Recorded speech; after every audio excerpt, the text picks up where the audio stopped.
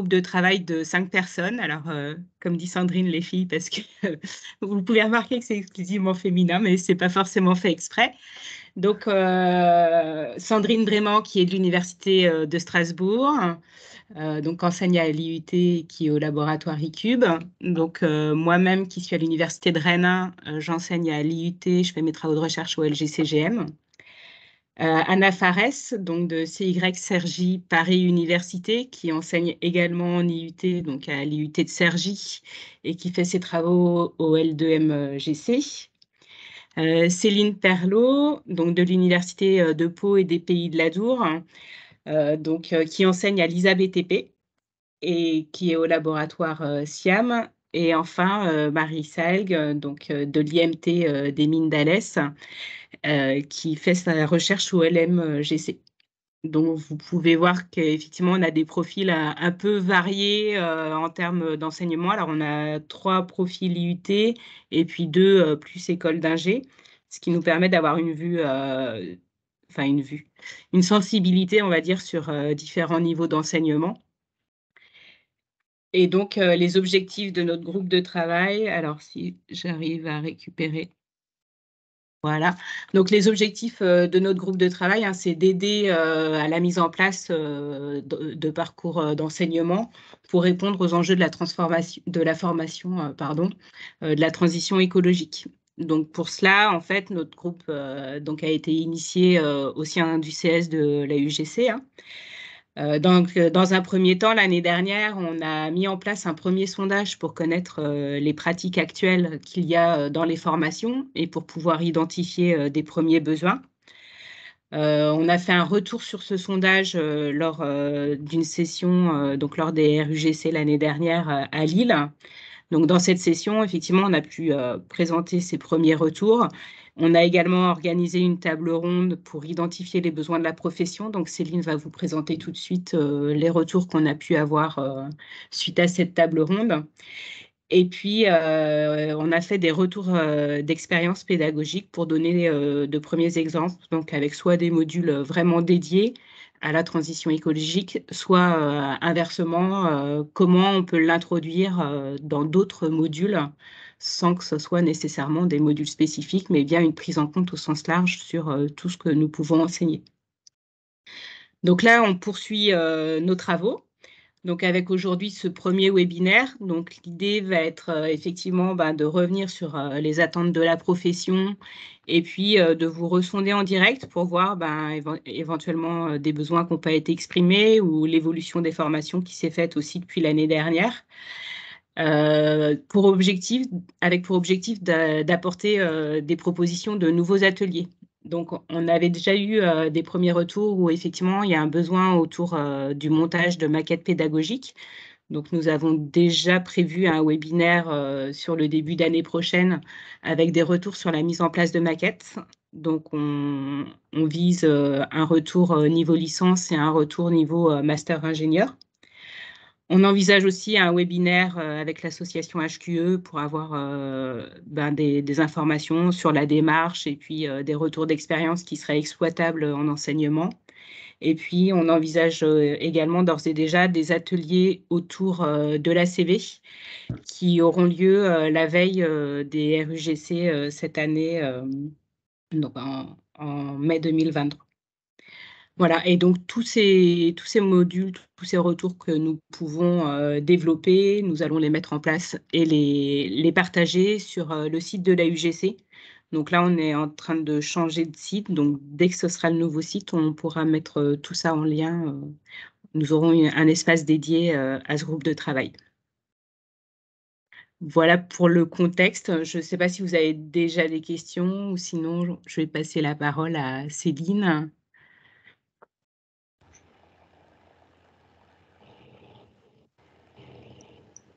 Peut-être plus tard, si vous avez des questions. Donc, pour enchaîner après cette introduction de Florence, donc lors des rencontres de la UGC en mai dernier à Lille, après donc avoir fait donc ces exposés, ces retours d'expérience un petit peu au niveau de la formation, on a souhaité faire une table ronde pour questionner la profession sur leurs attentes, notamment par rapport aux compétences. des étudiants, et ce, à divers niveaux. Il nous paraissait important qu'on puisse voir quelles étaient ces attentes afin de compléter nos maquettes de formation, essayer de les orienter et de voir un petit peu comment on pouvait donc au mieux intégrer nos étudiants avec les compétences qui étaient attendues au niveau donc, du tissu socio-économique et pour leur insertion donc, au niveau du travail. Donc, dans cette table ronde, on avait essayé de regrouper un panel assez représentatif de la profession. Donc, il y avait une représentante de l'association HQE, donc voilà, pour un petit peu tout ce qui était certification environnementale, le représentant de la FNTP, donc pour les travaux publics, une représentante de l'Association française de génie civil, le représentant d'un syndicat de groupement on va dire de grands groupes de construction, et puis après deux collègues enseignants-chercheurs, un de l'ENPC et une de l'UGE, qui nous ont témoigné donc de leur pour Anne Ventura plutôt du côté recherche et développement d'outils d'ACV, et Embrick donc d'un exemple concret et d'attente par rapport à la formation. Donc on avait à peu près 60 participants pour cette table ronde qui était animée par une journaliste. Donc, le point de vue de la profession, ce qui est ressorti et de leur exposé et du questionnement avec l'Assemblée, au niveau des attentes des compétences, eux, ce qu'ils voyaient surtout, qui était très important, et ce pour tous les types de professionnels qui étaient présents, c'était des bases scientifiques solides, et reconnaissaient que les formations de génie civil répondaient pas mal à cette attente, et qu'il fallait vraiment avoir, voilà, c'était notre rôle en tant qu'enseignant de leur donner ces bases scientifiques, et une certaine capacité d'adaptation, puisque de toute façon, le constat était qu'actuellement, il y a tellement de mouvance par rapport à ces thématiques que il va falloir que les futurs employés puissent s'adapter par rapport à toutes ces mutations. Donc, de ces capacités d'adaptation, ils voyaient notamment des capacités par rapport à de la gestion de projet, par rapport à de l'insertion dans l'entreprise, par rapport à du relationnel. Et notamment, s'il y avait un petit quelque chose à améliorer, c'était plutôt d'avoir une culture assez générale sur la transition écologique, culture générale des étudiants, pour qu'ils puissent justement bien, avec des bases scientifiques solides, aller chercher ces futures compétences et au fur et à mesure de leur vie professionnelle, aller donc se former aux nouvelles pratiques. Donc pour ce qui était de la formation technicien-ingénieur, ils l'ont vraiment jugé pour l'instant satisfaisante, et ils pensaient que s'il y avait justement des compétences nouvelles à acquérir, ça se faisait pas mal par rapport à la formation continue. Et donc les grandes pistes d'amélioration, c'était surtout pour eux sensibiliser les pouvoirs publics, tous les donneurs d'ordre par rapport à ces priorités, que ce soit au niveau réglementaire, économie, nouvelles pratiques, etc. Et ce qui était aussi un petit peu à déplorer, c'est que tous ces outils d'évaluation, notamment pour l'analyse de cycle de vie, ça se base sur des outils qui sont développés au niveau de la recherche, qu'il y a pour l'instant peu de chercheurs qui sont vraiment spécialisés dans ce domaine. Et c'est des acteurs qui sont un petit peu isolés, qui sont sursollicités, qui ne peuvent pas répondre à toutes les demandes. Voilà pour ce qui est du retour de la profession. Donc, je ne sais pas si vous avez des compléments à apporter par rapport à vos expériences, ou si vous avez des précisions à nous demander par rapport à cette table ronde qu'on avait déjà effectuée.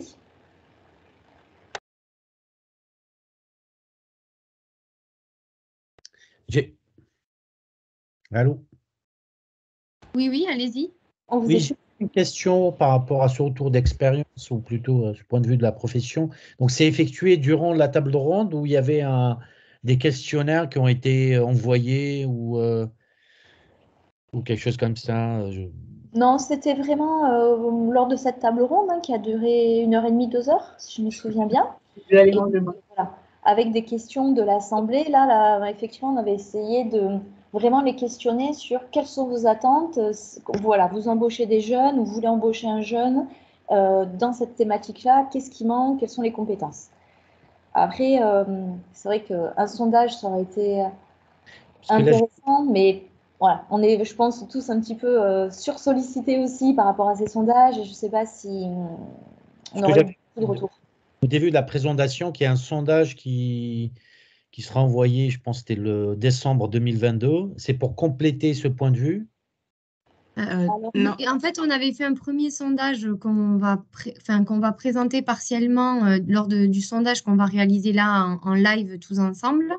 On avait fait un premier sondage auprès des formations, des organismes de formation que j'avais fait passer via la newsletter de la UGC et qu'on avait mis à plusieurs endroits. Donc, on avait eu de nombreux retours et ça nous avait permis d'avoir une première vision un peu globale de ce qui se faisait dans les formations de génie civil. Qu'est-ce qui était enseigné alors, pas en détail, hein, pas des maquettes pédagogiques, mais voilà, quelques ordres de grandeur et quelques thèmes abordés. Voilà, ça nous avait permis de présenter ce retour sous forme d'un poster. D'ailleurs, ce poster, vous pouvez le retrouver, je pense, sur le site, mais vous pouvez aussi le retrouver sur le LinkedIn de l'association. J'avais fait un post. Comme ça, vous pourrez voir, vous pourrez revisualiser l'ensemble. Après, il n'y a aucun problème pour que je puisse le renvoyer à toutes les personnes présentes. Et ça synthétisait un petit peu les résultats qu'on avait eus sur ce sondage. Et je pense qu'en effet, on va refaire un sondage aujourd'hui avec certes moins de monde, mais il y a des évolutions parce que ça bouge très vite au niveau des maquettes pédagogiques. Et je pense que même si c'est difficile de bouger, on sent que ça pousse quand même dans cette direction au niveau de toutes les écoles, puisque deux d'entre vous déjà sont référents pour mettre en place ce genre d'action. Exactement, oui. Ouais, alors les sondages évoqués ici, hein, c'est effectivement les sondages vis-à-vis des formations. Je crois que vous posiez la question aussi plutôt vis-à-vis du retour de la profession. Donc c'est pour ça que nous, à la table ronde, donc effectivement, les sondages, le retour de la profession est basé sur la table ronde.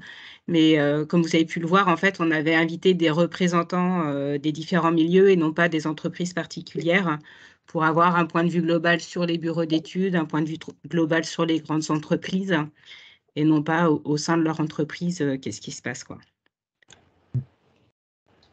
Bien, merci.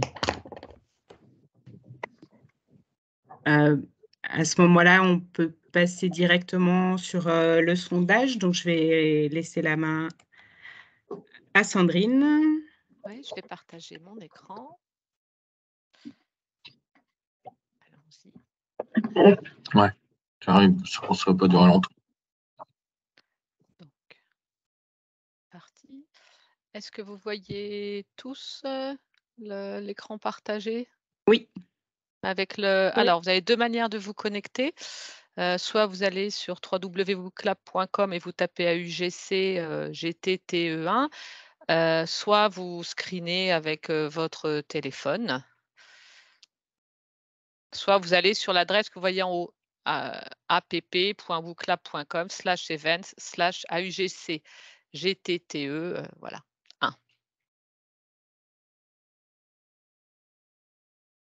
Et logiquement, une fois que c'est fait, vous devriez tous vous retrouver avec en attente de la première question. On l'a testé, ça fonctionne. J'espère que ça fonctionne encore aujourd'hui. Sinon, ce ne serait pas de bol.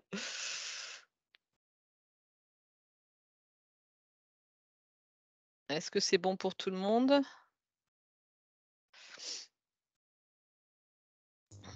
Pour moi, c'est bon.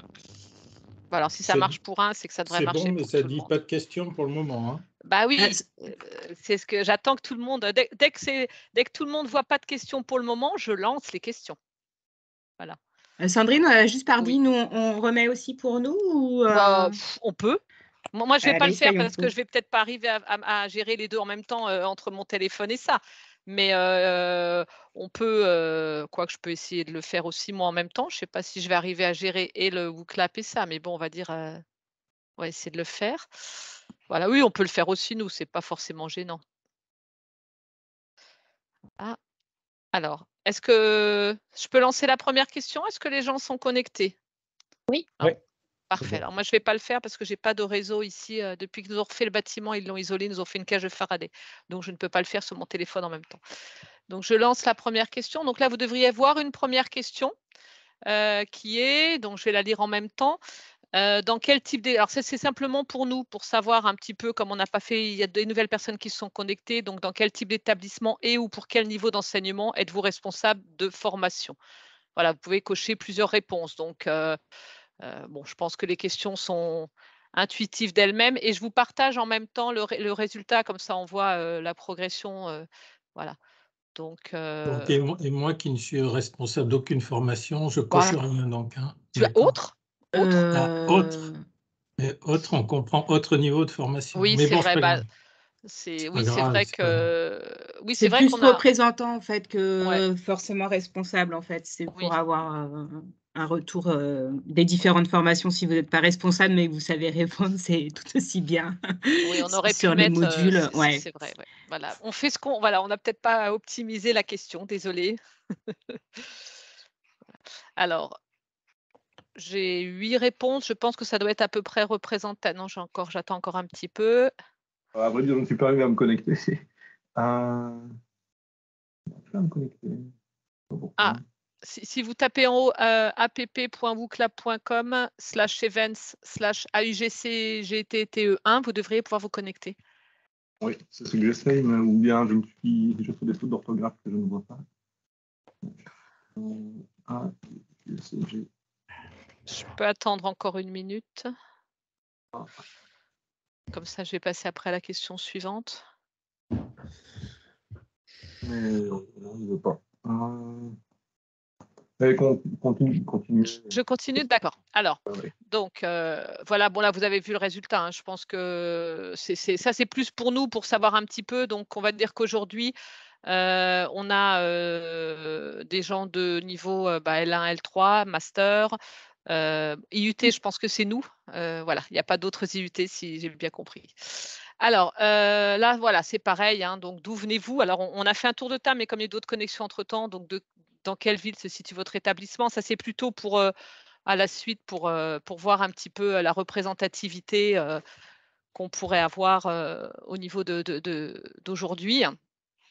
On fait un petit peu le tour de France. On peut rajouter Strasbourg. Hein. Là, je vote pas en même temps parce que comme j'ai pas de j'ai pas le 4G dans mon bureau. Voilà. Mais on a quand même l'Est qui est là. Hein. Parce qu'on fera la carte de France, mais l'Est Nous, on va peut être mettre N2 présent. fois normalement.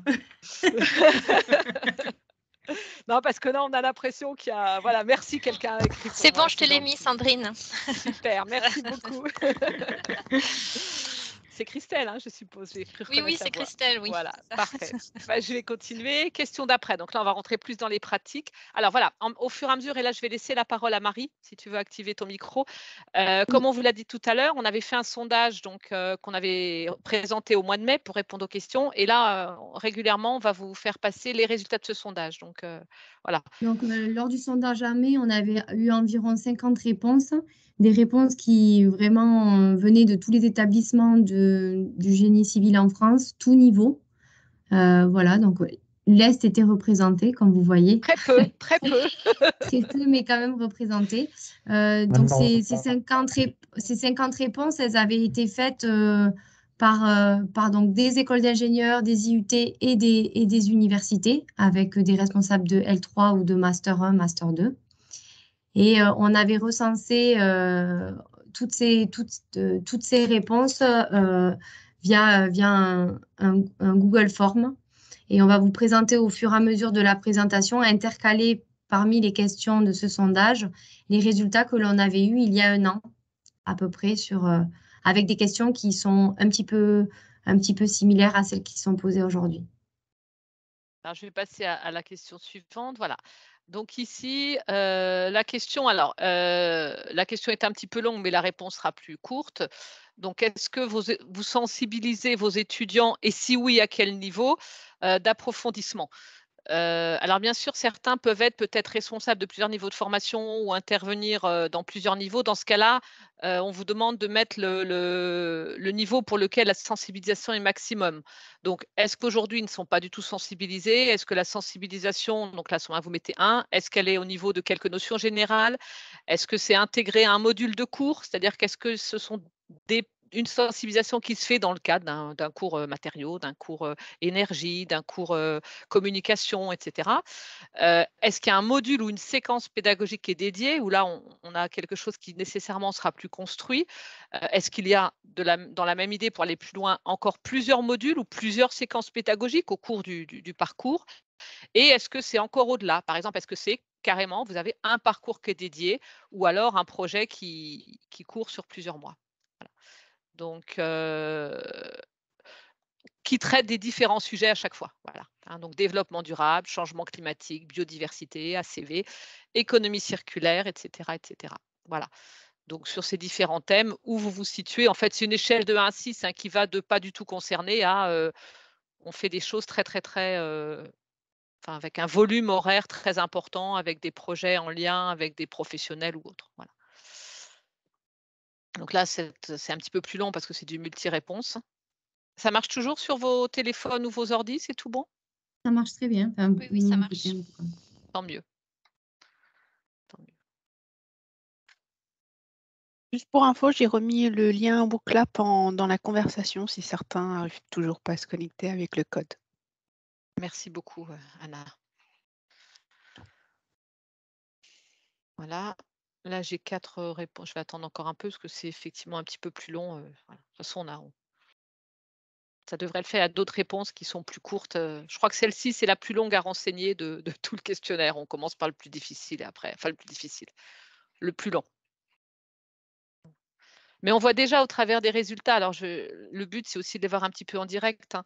On voit quand même que si on met une moyenne à 3, ce qui est développement durable, changement climatique, ACV, voire économie circulaire, et les évolutions réglementaires sont enseignés, pas par tous, mais voilà. Là où il y a moins d'enseignement, c'est la biodiversité et les certifications environnementales.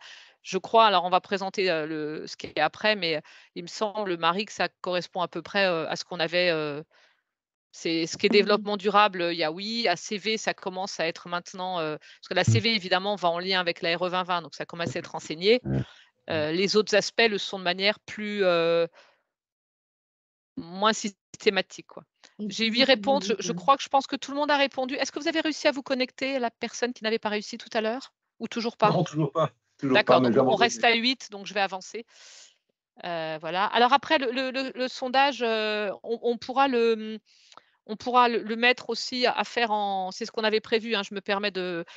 Là, pour l'instant, il est en direct et on va rediffuser où il pourra être refait. Alors, ce sera le même sondage, mais fait en asynchrone. Donc, les gens pourront le refaire dans un deuxième temps. Voilà, donc Marie, je te laisse la parole. Oui, voilà, lors du sondage en mai, on avait eu comme réponse que 100% des étudiants, en tout cas sur les formations qui avaient répondu, étaient sensibilisés au développement durable. Et cette sensibilisation se faisait majoritairement en tronc commun. Concernant le changement climatique, on avait une sensibilisation à hauteur de 80%. Et la majorité aussi de cette sensibilisation se faisait en tronc commun. Par contre, on avait pu aussi remarquer que sur la biodiversité, tout comme là dans le résultat du sondage, on avait beaucoup moins d'étudiants sensibilisés. Or, on sait aujourd'hui que la perte de biodiversité est aussi un élément à regarder. Et pour l'instant, c'est vrai que c'est peu enseigné, ou peu en tout cas vu par les étudiants. Et on avait aussi vu, relevé, souligné qu'il y avait peu d'étudiants finalement qui jouaient au Serious Game, la fresque pour le climat. Et ça, pour en avoir discuté avec certains, c'est en train de changer parce que c'est en train d'être mis en place dans de plus en plus d'établissements. Donc, il y a peut-être des résultats qui peuvent différer cette année. D'une année à l'autre. Voilà. Alors, justement, on en arrive à la question. En ce qui vous concerne, est-ce que vous proposez à vos étudiants de réaliser une fresque du climat au cours de leur parcours? Voilà, donc je pense qu'il va y en avoir, comme tu disais, Marie. Là, c'est waouh! Là, on a 7 sur 8 qui la proposent. Donc, effectivement, on est dans les statistiques se sont déjà changées en 6 mois. Hein, oui, après voilà. le panel après, là, est on est peut-être moins pas tout nombreux. à fait représentatif. Oui, bon, c'est pas grave. Pour le coup, moi, je l'ai fait pour la première fois la semaine dernière. Donc, voilà, donc il y a quand même des premières fois, c'est bien. On va passer à la question suivante. Alors, là, c'est plutôt pour voir dans les évolutions réglementaires lesquelles vous abordez. Donc, volontairement, pour l'instant, j'ai caché vos réponses pour pas que vous vous auto-influenciez. Voilà, quelles sont les évolutions réglementaires que vous abordez au cours de la formation, en lien évidemment avec la transition écologique, hein. Parce que voilà, il y en a plusieurs, on pourra y revenir après. Et vous pouvez normalement faire plusieurs réponses, hein. C'est logique s'il y a plusieurs, puisque c'est au pluriel. Il faut rentrer une valeur à chaque fois. Si ça marche toujours bien. Allô? Oui. Excusez-moi, qu'est-ce que vous voulez dire par évolution réglementaire? Parce qu'il y en a On plusieurs. va dire que sur ces dernières années, il y a eu de nouvelles réglementations qui sont arrivées, pardon, de nouvelles lois avec les décrets d'application, il y a de nouvelles normes qui ont changé. Voilà, il y a eu ces dernières années, quand on enseigne ces matières-là, on est concerné, on le voit parce qu'on est obligé de changer énormément nos enseignements. Il y a beaucoup de nouvelles choses qui sont arrivées, quoi. Voilà. Donc, alors là, je vais commencer à mettre le nuage de mots. Donc voilà, RE 2020, c'est évident. Voilà, loi déchets, donc effectivement, c'était la loi AGEC, anti-gaspillage économie circulaire qu'on voit à côté avec le décret sur les déchets PEMD et puis responsabilité élargie du producteur, effectivement, et puis le diagnostic PEMD aussi, la REP et la PEMD. Voilà, donc bon, la normes matériaux, effectivement, ont aussi changé dans la EN 206. Donc on voit qu'il y a à peu près ça avec ce qui est normal en premier, la RE 2020, quoi. Voilà, OK. Parfait. Alors, là, ici, donc, au global, hein, combien d'heures annuelles? Alors, c'est un chiffre, hein, consacrez-vous à la transition écologique au sens large, hein, donc tout compris, tout ce qu'on vient de voir, par niveau de formation. Donc, si jamais il n'y a pas d'enseignement, est-ce que c'est inférieur à 5 heures sur l'année par niveau de formation? Donc, par exemple, si vous enseignez en L1, M1, M2, par année, est-ce que c'est une sensibilisation inférieure à 5 heures, entre 5 et 20, entre 20 et 40 heures par an ou au-delà de 40 heures par rapport à tous les thèmes qu'on vient d'évoquer avant? Hop, donc là, donc en fonction de…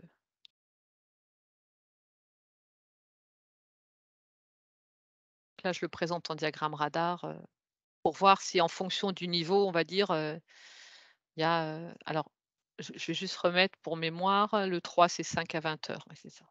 Le problème, c'est que, je sais pas, on n'est jamais responsable de tous ces parcours-là. Donc, je sais pas, c'est un peu biaisé comme résultat, je pense.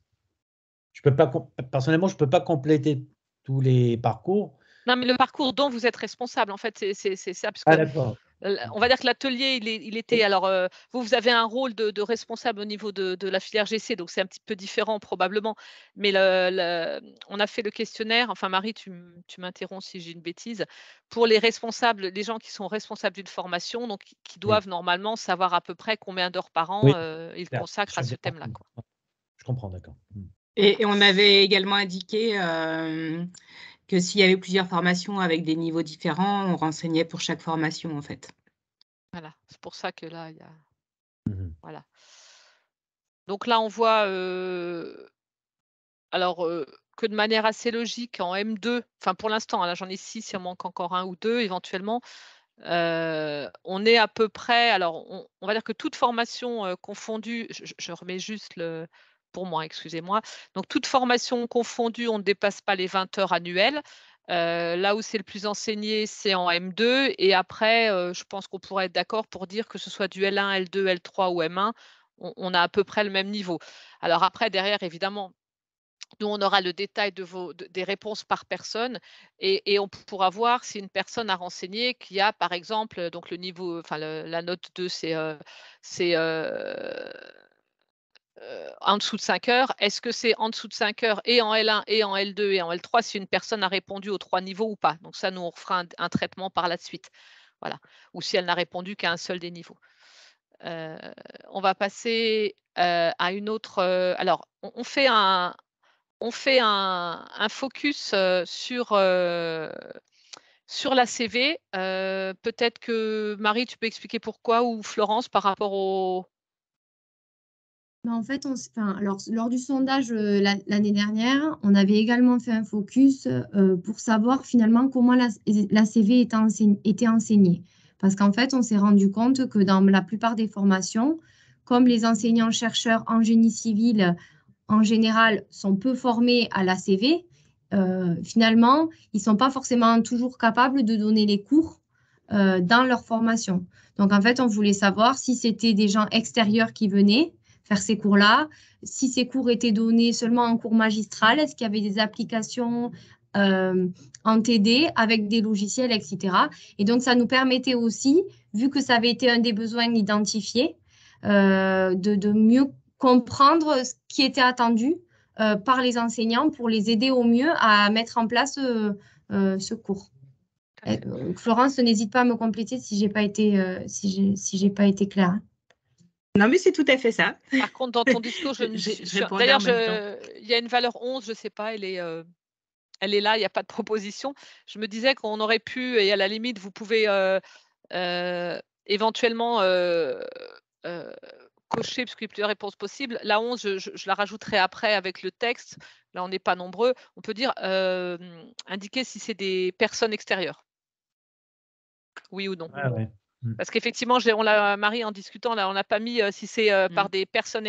Donc, on va dire que la 11, il n'y a pas le texte, mais vous imaginez que c'est écrit enseigné par des personnes extérieures. Ah, ouais, voilà. Parce que si ce n'est pas extérieur, on suppose que c'est interne. Et on verra, je modifierai le texte pour la synchrone après. Quand on conçoit un questionnaire, on essaie de le faire le plus large possible, mais parfois, on oublie quelque chose. Ouais, c'est super. Donc là, bon, il y a encore une personne, je pense, qui doit voter, mais ce qu'on voit quand même, c'est que majoritairement, c'est quand même le fonctionnement classique cours TDTP, peu sur des conférences générales, peu de projets en autonomie, peu de semaines dédiées. Enfin, là, on n'est pas nombreux, hein, mais bon, on va dire sur le peu de personnes qui répondent. C'est plus dans le cadre c'est à peu près équilibré entre le tronc commun ou l'option. Et par contre, il y a une majorité de gens qui utilisent des logiciels et ou des outils. Donc ça, c'est pour nous assez intéressant par rapport à ce qu'on veut faire par la suite. Je peux passer peut-être à la question suivante ou à voilà. Alors voilà, par contre, la Marie, je te laisse la parole. Donc lors du sondage en mai, on avait eu des réponses pas tout à fait identiques, mais donc en fait, on avait eu beaucoup d'étudiants qui étaient sensibilisés à l'ACV. La plupart du temps, c'était en tronc commun, hein, majoritairement. Les notions spécifiques d'ACV étaient également étudiées. Par contre, il y avait seulement 50% des étudiants qui utilisaient des logiciels lorsqu'ils voyaient l'analyse du cycle de vie. Donc, finalement, il y avait peu de pratiques sur le logiciel.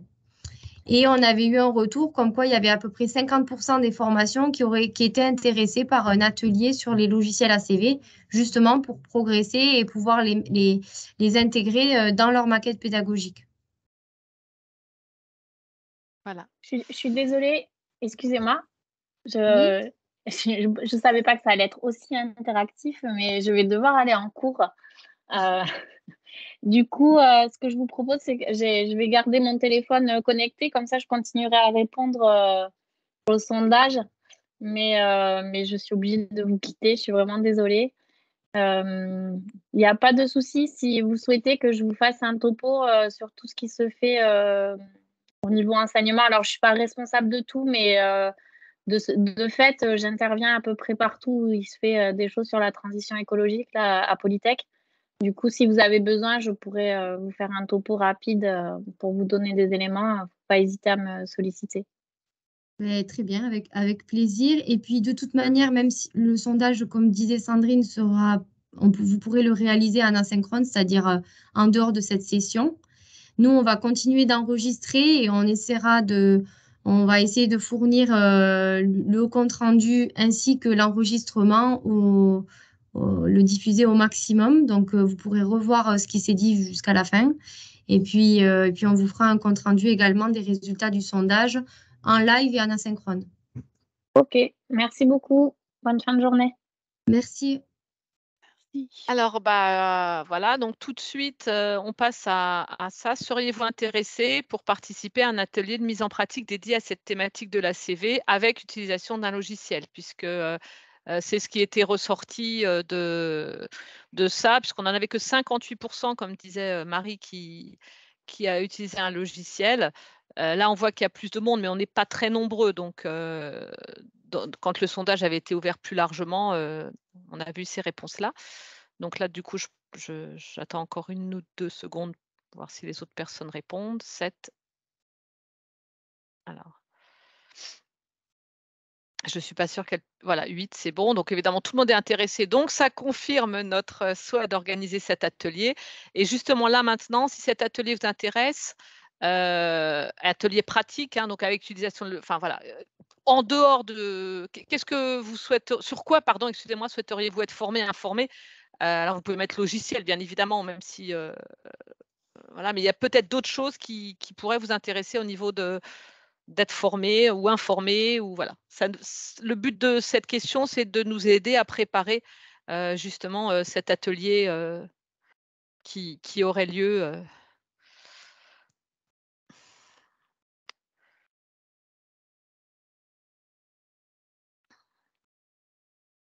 Je ne sais pas, Marie, tu veux peut-être par rapport à ça, ou Céline ou Florence ou Anna, vous voulez peut-être rajouter quelque chose?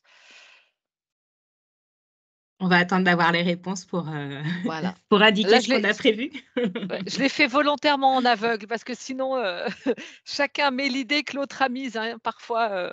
Mais sur téléphone, on voit les réponses, je te signale. Hein. Ah bon, tu vois les réponses des autres? Ouais, en fait, c'est ça qui est bizarre, parce que quand on tape, on voit les réponses des autres et on peut mettre j'aime. D'accord. Sur Internet aussi, en ligne. Ouais, moi, je l'ai fait sur en ligne, ça fait pareil.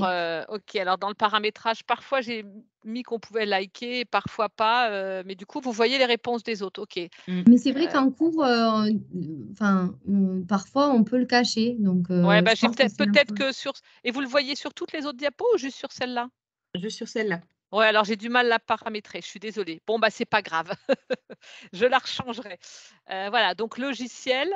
Oui, parce que j'ai mis sur celle-là qu'on pouvait liker, mais je pensais que c'était à la fin qu'on allait pouvoir liker. Voilà, bon, c'est pas grave, autant pour moi. Donc voilà, traiter un exemple réel, Élodie. Alors par rapport à ça, Élodie, j'en profite pour dire qu'il y a une assez bonne nouvelle, puisque jusqu'à présent, donc Élodie, il y en avait une version, enfin c'est Élodie by CP, c'était une version, enfin avant c'était Élodie sur le CSTB, puis Élodie by CP, une version formation.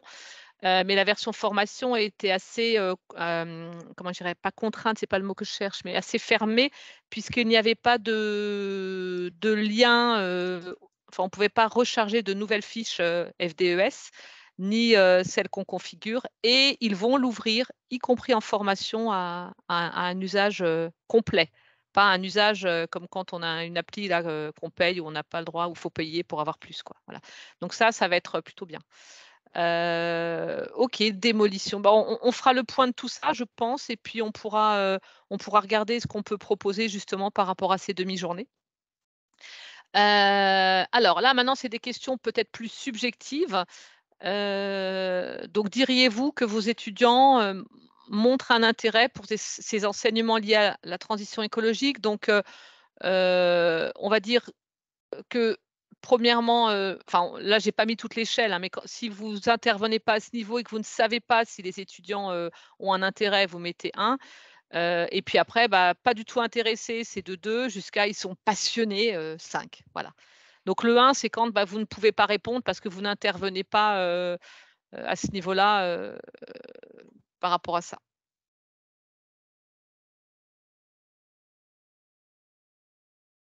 Donc, ouais. On n'a pas beaucoup de passionnés. Pour le but, c'est compliqué de répondre L3 tout de suite. Oui, on est d'accord.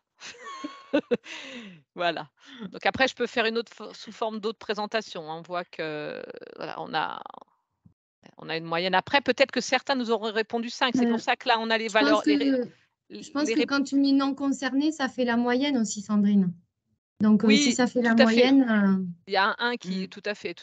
Mais là, pour l'instant, on n'a pas trop le choix par rapport au sondage, mais on le réexploitera par la suite.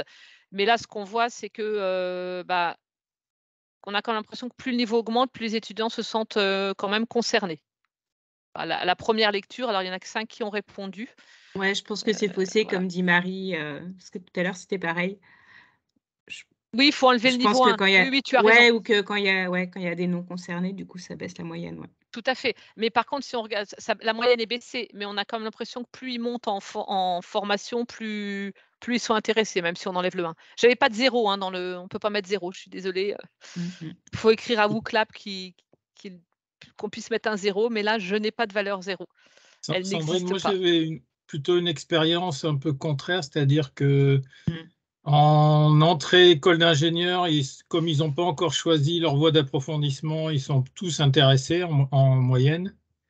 Et puis en M2, ceux qui veulent faire, pour simplifier, du béton, bah, ce qui les intéresse, c'est la technique et l'aspect environnemental du béton. Je ne dis pas que ça ne les intéresse pas, mais c'est moins net qu'en première année d'école d'ingénieur. Enfin, mais ça, c'est mon expérience. Peut-être qu'elle est biaisée. Tout à fait. Mais puis surtout, là, on n'est pas très nombreux. C'est pour ça qu'on va le relancer en asynchrone. Voilà. Et là, comme tu dis, effectivement, on a l'impression qu'ils ont tous, mais les valeurs 1 vont fausser les moyennes, c'est sûr. Si je les présente là, on voit bien que quand on est là, il y a pas mal de réponses où les gens ne sont pas concernés, quoi. Tout à fait. OK. On va passer à la question. Ah bah, Marie, je te donne la parole. Donc, lors du sondage en mai 2022, on avait demandé également si, aux différents responsables de formation s'ils pouvaient nous dire l'intérêt de leurs étudiants pour la transition écologique. Donc, on avait évalué cet intérêt entre 1 et 5 et on avait eu des retours sur les différents niveaux de formation et on avait pu voir que finalement, l'intérêt était quand même croissant globalement si on faisait une moyenne, qui n'est pas tout à fait juste, mais une moyenne, on voyait que l'intérêt était aussi croissant quand on augmentait, quand on avançait dans le cursus. Donc, en effet, c'est peut-être pas le cas de tous et c'est peut-être pas l'expérience de chacun, mais on va dire qu'en général, peut-être qu'en vieillissant aussi, ils se sensibilisent un peu plus à la transition écologique. Si je peux juste rajouter quelque chose par rapport aux professionnels. Ils avaient aussi mentionné que cet intérêt pour les étudiants était très important puisque justement, il y en a beaucoup qui venaient au métier du BTP pour être acteurs de cette transition écologique et donc ça pouvait redonner aussi un souffle nouveau et c'était vraiment un enjeu pour la profession.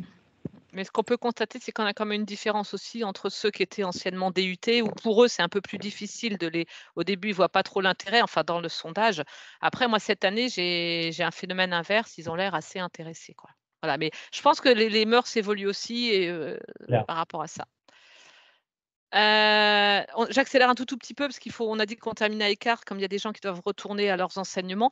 Donc, avez-vous constaté que vos étudiants, alors ça, voilà, on ne sait pas si vous avez l'information, mais est-ce que certains de vos étudiants, si vous avez cette information, ont une embauche en lien avec la transition écologique? Donc, par rapport à ça. Voilà, donc il manque encore un vote, mais c'est peut-être la personne qui est… Voilà, 8, OK. Donc, on va dire que c'est parfois, régulièrement ou pas l'information. Très bien. Ce qui est bien, je pense, excusez-moi, cette question peut être différenciée entre le stage et l'embauche. Moi, ce que j'ai remarqué, les embauches, c'est rare en ce moment, enfin, dans cette thématique. Par contre, les stages, il y en a plusieurs qui sont proposés dans la thématique développement durable. Que ce soit pendant le tri ou le recyclage ou l'économie circulaire aussi. D'accord, on pourra peut-être différencier. Alors, sur le sondage en mai 2022, on avait eu des réponses un peu similaires. Il y avait beaucoup de gens qui ne savaient pas, finalement, si leurs étudiants allaient vers des embauches en lien avec la transition écologique. Et on avait eu un retour aux alentours de 36% où il y avait des embauches en lien avec la transition écologique. Moi, juste aussi pour apporter une petite expérience de mon côté, moi, j'ai des étudiants qui vraiment aussi font le choix. C'est même pas, ils vont chercher les entreprises qui peuvent leur proposer ce genre d'emploi. C'est-à-dire que c'est une volonté de leur part et ils sont en génie civil et ils aiment le côté technique, etc. Mais ils ne se voient pas, en fait, voilà, ils veulent garder leurs valeurs et donc, du coup, ils essaient en tout cas de trouver des emplois dans lesquels ils vont être épanouis, en tout cas, et qui va correspondre à leurs valeurs. Voilà. Alors, là, ici, donc si vous n'avez pas mis en place d'enseignement ou peu, hein, ou quels sont, on pourrait, quelles en sont les raisons? En gros, quels sont les freins au sein de vos établissements à la mise en place de ces enseignements? Même si vous en avez mis en place, quels sont les freins par rapport à ça, quoi? Donc là, pareil, volontairement, je ne mets pas nécessairement les… On les voit, Sandrine. Vous les voyez, vous? Putain, ça, c'est pas normal, ça. Je Ok. sais pas. Bon, bah, ouais, il faut Je que je sais pas regarde le pourquoi. paramétrage. Il faudra que je vérifie. Je vous prie de m'excuser, j'ai pas… C'est Sur pas le grave. téléphone, on les voit Ah non, pas. moi je vois rien là. Ah non, non, Sur le non, bah, téléphone, alors, on en les voit fait, pas. non. D'accord, ok. Non. Donc c'est que quand J'ai j'ai vu mis ma un like. réponse. Je vois ma réponse, en fait. Oui, Donc, ça non, c'est pas normal, Marie. Ok, donc c'est quand je mets un like que vous les voyez. Je pensais que le like venait à la fin, mais non, c'est idiot. Ok, c'est bon. J'enlèverai le like.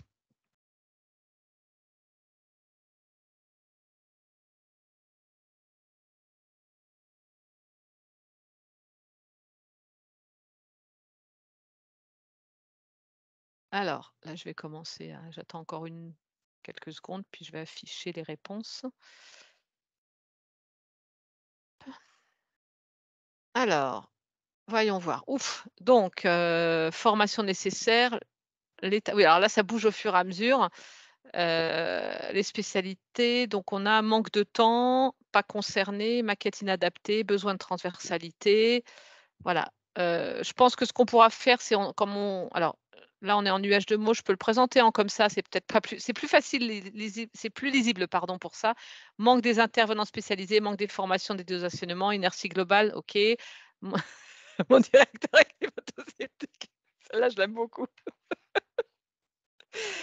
Besoin de transversalité. Je ne sais pas si tu as les noms après, Sandrine, mais… Oui, on a les noms. Nous sommes en avance par rapport aux autres spécialités. La démarche d'ensemble établissement n'est pas encore… Ça veut dire quoi, ça? Nous sommes en avance, ça, j'ai pas compris, mais c'est pas grave. Disons que les autres spécialités électroniques, informatiques, etc., n'ont encore rien mis en place. La démarche d'ensemble d'établissement n'est pas encore définie, alors que nous avons déjà commencé au niveau du génie civil et urbain. Pour une fois, le GC est en avance sur le reste de l'industrie. D'accord, ok, d'accord, ok, je vois. Ok, pas concerné, manque de temps. Bon, c'est souvent, on dépouillera tout ça pour voir un petit peu ce qui peut être un frein. Voilà. Et alors là, je crois, si je ne me trompe pas, que ça doit être la dernière. Donc là, vous, sur vos téléphones, vous devez voir, c'est des petites sélections avec vous répondez l'une après l'autre. Donc là, on a parlé tout à l'heure de l'atelier sur la CV parce que c'est le premier atelier qu'on envisage en présentiel, en pratique de faire, et on envisage de le faire cette fois-ci en présentiel. Mais quel autre thème souhaiteriez-vous que nous organisions?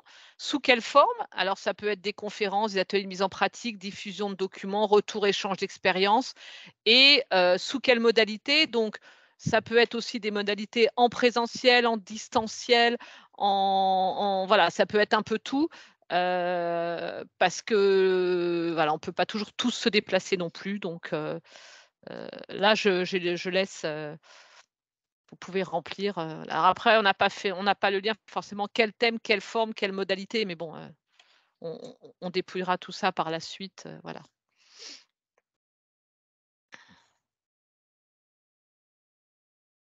Après, entre forme et modalité, oui, voilà, forme, c'est conférence, atelier mise en pratique, diffusion de documents, retour d'expérience. Et modalité, c'est soit présentiel ou distanciel ou une plateforme d'échange où on mettrait des supports, parce que ça aussi, c'est une autre possibilité. Ce qu'on avait fait dans le cadre du groupe de travail développement durable des IUT, où on avait une plateforme où on mettait des supports d'échange. Voilà.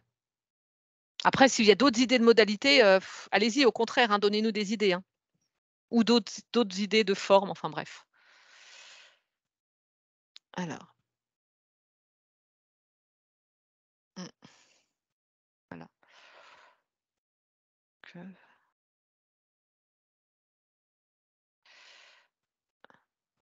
Qui est-ce qui a écrit ça? Je le saurais. Voilà. Je pense qu'on a à peu près fait le tour. Je je vais laisser là la question ouverte. S'il y en a, peut-être une des autres personnes peut reprendre la parole pour finaliser ça. Donc, je pense qu'on va je vais le remettre je le fermerai en direct et il sera remis en asynchrone. Je ferai les 2-3 modifs qu'on a vus comme ça, voilà. Et puis, je voulais Marie ou Florence ou Céline ou Anna, si vous voulez reprendre la parole. Je me tais. Merci Sandrine. Donc, effectivement, elle a l'objectif de refaire le sondage aujourd'hui. On a évoqué tout à l'heure les différents ateliers sur lesquels on a déjà pu réfléchir. Mais c'est vrai que cette dernière question va aussi nous orienter vers d'autres propositions. Donc, effectivement, on va le dépouiller, on va dire, avec attention pour voir s'il y a des thèmes auxquels on n'a pas pensé et qui, effectivement, semblent pertinents. Voilà, donc on pensait fonctionner effectivement avec quelques webinaires sur l'année et un atelier présentiel dédié à la CV. Donc on a dit la veille des RUGC. Mais si on voit qu'il y a aussi beaucoup de retours sur du présentiel, peut-être aussi organiser d'autres journées à voir. Je sais pas. Est-ce que ce format-là, comme ça, entre midi et 2, parce que c'était une première, est-ce que pour les gens qui sont connectés, est-ce que vous pensez que c'est un bon format? Est-ce que vous auriez souhaité peut-être un autre horaire Enfin voilà, nous on a proposé ça parce qu'on pensait que c'était là qu'on pouvait peut-être avoir le plus de personnes. Mais si peut-être ça peut être d'autres propositions, on est ouverte, hein, évidemment. Je pense que c'est mieux que ça soit un autre horaire. Après, je ne sais pas si la majorité préfère cet horaire-là, tant mieux. Enfin, personnellement, ça un petit peu compliqué parce que c'est un peu le créneau de déjeuner, des fois aussi d'autres activités. Donc, je préfère que ça soit la matinée ou l'après-midi, si c'est possible. Ça, c'est mon point de vue. Si d'autres personnes ont des remarques ou n'hésitez pas, parce que vraiment, nous, on le fait pour les enseignants et pour qu'il y ait le maximum de monde. Donc, si vous avez des collègues aussi qui vous ont dit « Oh, je ne peux pas être là mais parce que c'est à cet horaire, voilà, dites-nous-le. » C'est vrai qu'il y a l'horaire et puis le timing, c'est-à-dire qu'en fait, comme on voulait l'organiser début décembre, tout début décembre, on a trouvé que ce créneau, entre guillemets, en se disant comme le timing est serré derrière pour que les gens puissent se rendre disponibles. Donc, on entend bien que vous préféreriez sur une matinée ou un après-midi. Auquel cas, vous pensez qu'il faut prévenir combien de temps à l'avance ces gens? Parce qu'en fait, on s'est dit prévenir pour dans 15 jours, ça nous semblait trop court. Donc, sur quel timing vous pensez que les gens puissent se libérer, en fait, pour voir si effectivement le prochain, on l'a prévu plus ou moins sur l'heure de midi, mais si finalement on s'adapte, C'est pour moi la question, excusez-moi. En fait, donc, comme disait Marie, on a mis sur l'heure de midi en se disant vis-à-vis des contraintes d'enseignement ou d'autres contraintes qu'on peut avoir, ça nous semblait plus facile pour se libérer sur un temps court, on va dire. C'est clair. En 15 jours, le créneau midi 13h, c'est le plus adapté. Là, par exemple, si c'était l'après-midi ou la matinée, je ne serais pas là, je pense. C'est mort. Ouais, c'est ça. C'est en décembre, là. Mais pour répondre à votre question, oui, c'est vrai que si on se donne rendez-vous, je ne sais pas, peut-être dans 2 mois, ça laisse vraiment de la marge de mieux s'organiser et de prendre un créneau normal, type matinée ou après-midi, 13h, 14h. Et on se donne rendez-vous, je ne sais pas si vous avez dans ce groupe de travail des réunions qui doivent être périodiques. Oui, je pense dans 2 mois, c'est pas mal. Après, vous me dites, moi, je m'adapterai. En tout cas, je serai là. Si on essaiera de se fixer des rendez-vous comme ça réguliers, ce sera pas mal. Oui. Et juste parce que souvent, la difficulté, si vous prenez un créneau dans la journée, c'est que on a plein d'autres trucs à faire.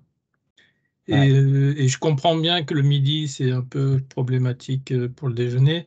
Et je sais pas, le soir 17h, C'est ça serait faisable bien, si pas en bien. avance. Ouais, c'est ça. Ouais, bah, En fait, 17h. si on prévient en avance, ça peut être faisable. De toute manière, c'est comme l'après-midi. Hein. Enfin, c'est pas. Par exemple, nous, les jeudis, enfin, je sais pas, à l'INSA, les jeudis, on n'a pas d'enseignement. Ça peut être intéressant. Je sais pas pour les autres universités. Mais C'est pas le cas. généralement, Nous, on a le problème, c'est que, on avait choisi ce créneau. Après, bien sûr, on peut essayer de bloquer, mais en tant qu'enseignant-chercheur, on a déjà du mal quand on fait des doodles pour des réunions de recherche ou autre à trouver un créneau.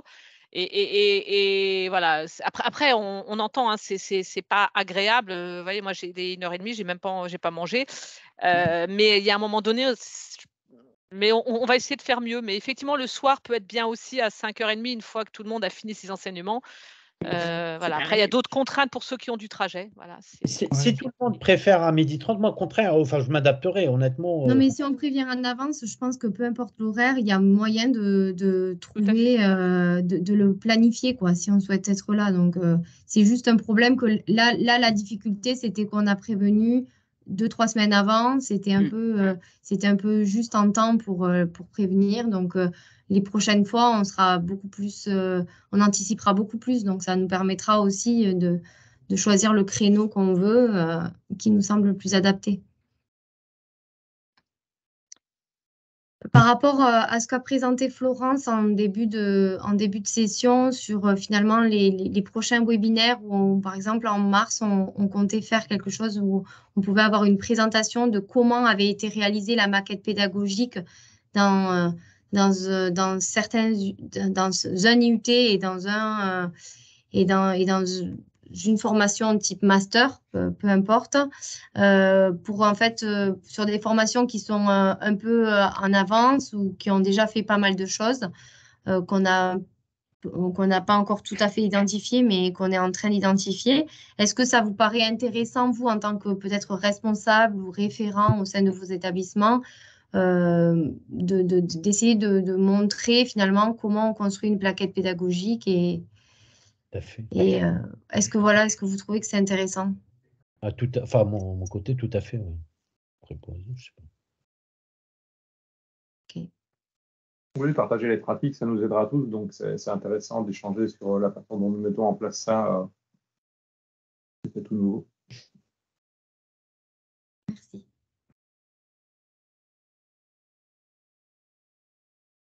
On le note. On va garder cette idée alors.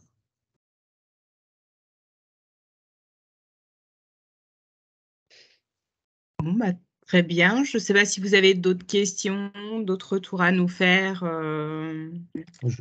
Moi, je trouve aussi l'idée de proposer des formations aux enseignants, les formidables aussi. Si la UGC pourra mettre en place des trucs comme ça, c'est intéressant. Parce que comme je l'ai dit tout à l'heure, nous, comment par exemple j'ai constaté avec les réunions des collègues, donc il y a manque de formation, la recherche, par exemple là, enseigner la CV, moi personnellement, je ne suis pas formé, même si je vais essayer de comprendre, je ne suis pas apte à faire ce genre d'enseignement. Mais chercher en fait des intervenants extérieurs pour le faire, c'est déjà compliqué. On ne trouve pas. Enfin, nous, les lycéens, on n'arrive pas à trouver des spécialistes de ça qui sont capables de le faire. Donc du coup, voilà, je trouve former, c'est bien, nous aider, mais enfin nous peut-être changer des tuyaux, comme on peut dire. Oui, tout Changer à fait.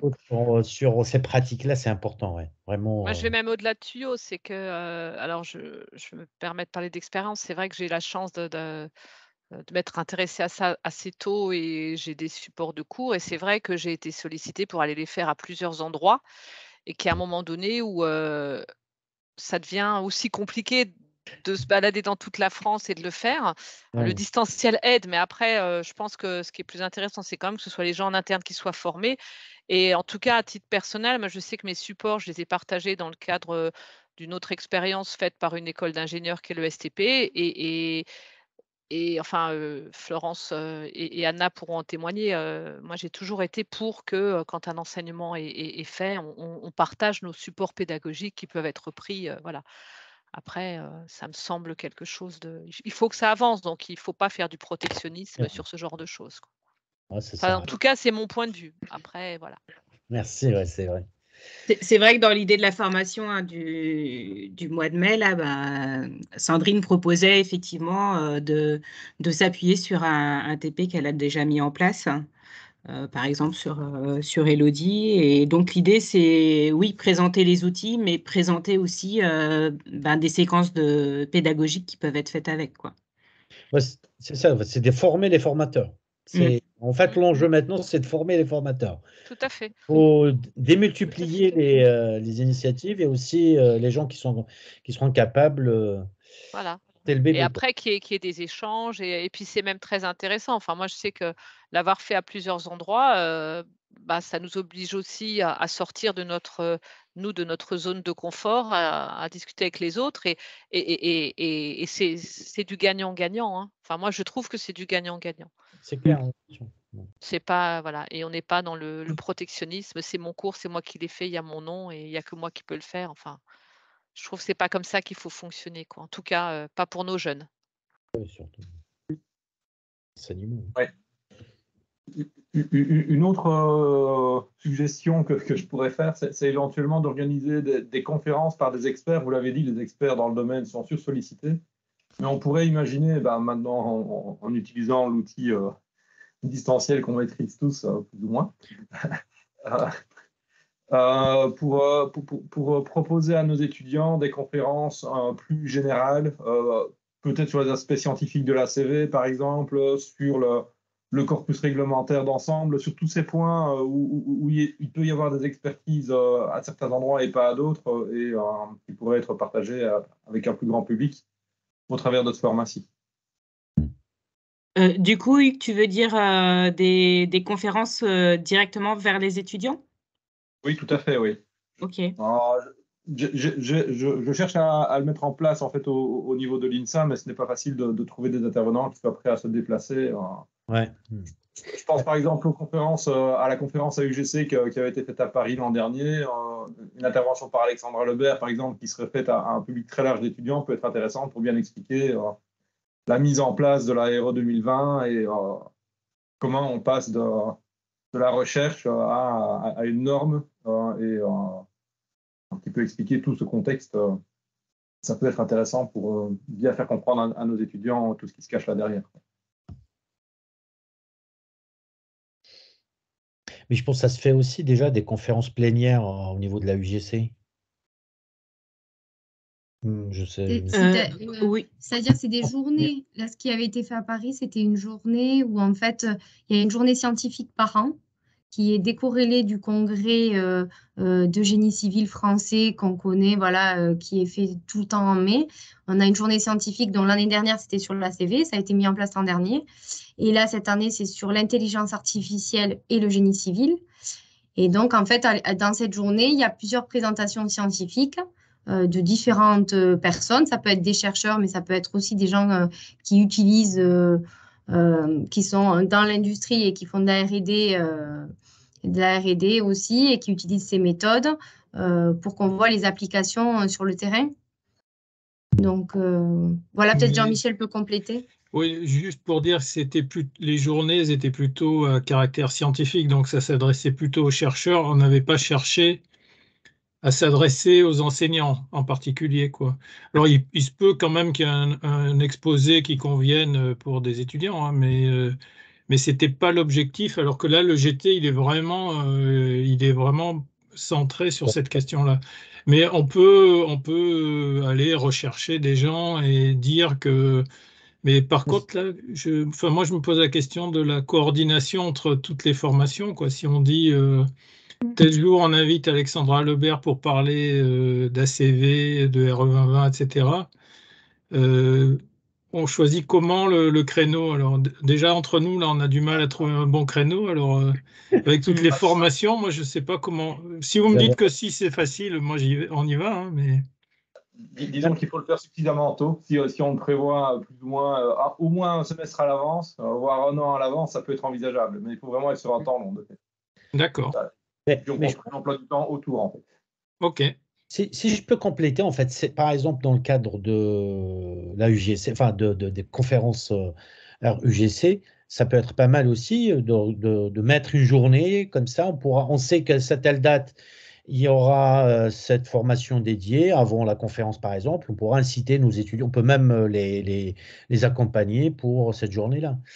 Nous, ce qu'on souhaite mettre en place, par exemple à l'INSA, c'est lorsqu'il y a des conférences. Moi, je l'ai fait la dernière fois avec mes étudiants de 5e année.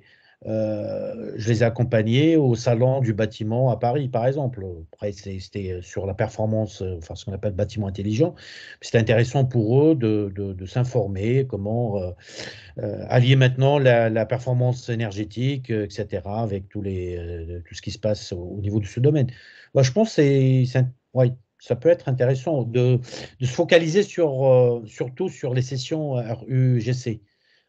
C'est un moment, on peut dire national, pour la communauté, qu'on pourra aussi profiter pour ça. Le problème, c'est que les RUGC, ça tombe quand même pendant les stages en général, hein. Ouais, Les élèves ne sont pas là, hein, sont en stage, hein. Donc en Ouais. mai, la plupart du temps, on a Ouais. des élèves qui sont plutôt en stage et plus trop dans les formations. Exactement, ouais. Parce que sinon, c'est pas très, très compliqué de dire comme on fait une formation doctorale, on pourrait faire une formation à côté la veille du RUGC pour des étudiants, quoi, pourquoi pas? Mais à condition que, oui, qu'on soit sûr que les étudiants y viennent, quoi, sinon. Exactement. J'avais pensé aussi à ça, ouais. Comme la GFMS, enfin, journée de fiabilité, auquel je participe, il y a des trucs comme ça, enfin, des formations doctorales. Mais La formation doctorale, elle existe déjà, mais là, c'était pas tout à fait les chercheurs qu'on visait, là, je pense, hein. c'est des étudiants, ouais, Oui. ouais. Évidemment, il faut que ça soit, les journées, il faut que ça soit organisé en dehors de la période actuelle, mais généralement, les étudiants sont en stage. Enfin, les étudiants de 4e, 5e année. Après, il y a ceux de 3e année, hein. Enfin, le niveau, la licence 3.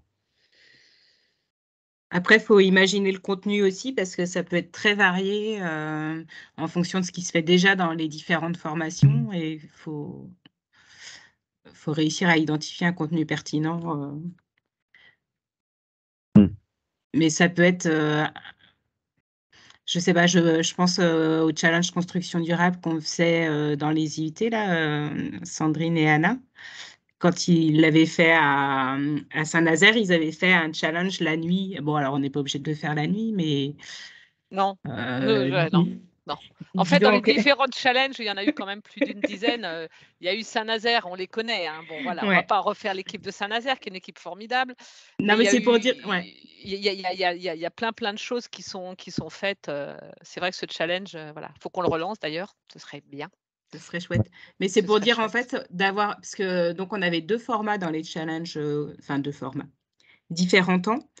Une partie où les étudiants travaillaient sur un projet dans leur formation et donc venaient présenter ce projet au challenge, et une petite partie brainstorming là. Donc c'était effectivement la partie là qui peut être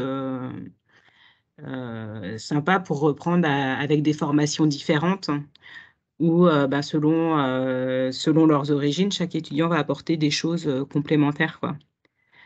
Donc, c'est peut-être sur les aspects brainstorming. Par contre, sur les aspects base, enfin, information descendante, entre guillemets, j'ai peur que ce soit compliqué avec des gens d'horizons différentes parce que chacun aura déjà des bases différentes. Donc, soit il faut repartir de très bas et ça n'apportera rien à ceux qui sont déjà un peu avancés, soit il faut partir plus haut et à ce moment-là, ceux qui n'ont pas de base, ça sera compliqué. Donc. Je suis désolée de vous interrompre. Moi, je vais devoir vous laisser. J'ai d'autres réunions qui vont commencer.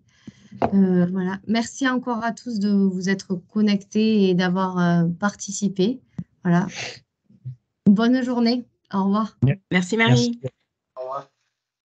Au revoir Marie. Ok. Je pense qu'on a fait à peu près le tour, effectivement. Ouais. Je ne sais pas si vous avez d'autres points. Non, c'est bon. C'est bon? Ouais. Donc là, j'ai commencé un compte rendu. On finalise un compte rendu, on le diffusera. Je pense que Sandrine, avec le WooClap, tu as accès Oui. aux gens. Voilà, donc Alors, j'ai pas, oui, voilà, tout à fait. Après, alors accès aux gens, j'ai noté des noms parce que ils n'ont pas forcément renseigné les adresses. On n'avait pas demandé une identification par mail, donc. Non, mais voilà. les mais Anna les a adresses, sur la Teams. Ouais, c'est ça. Voilà. j'ai les Tout à adresses. fait. Tout à fait. Donc, on va le diffuser. On va le diffuser aussi via la newsletter. Et puis, très bientôt, on aura le site pour pouvoir mettre effectivement à disposition les premiers. Hein. Donc, on parlait tout de suite de retour d'expérience. Donc, on avait les supports des intervenants des RUGC de l'année dernière qu'on avait partagé avec des liens. Mais c'est vrai que le lien, il faut le réactiver tous les mois. Donc là, j'ai arrêté de le réactiver. Dès qu'on aura le site, on le mettra à disposition en ligne. Hein. Voilà. Bon, je sais qui a un directeur climato-sceptique et qui a demandé que ce soit un WooClap que je prépare. Voilà. Ah bon. Je ne dirai rien de plus. Merci à tous.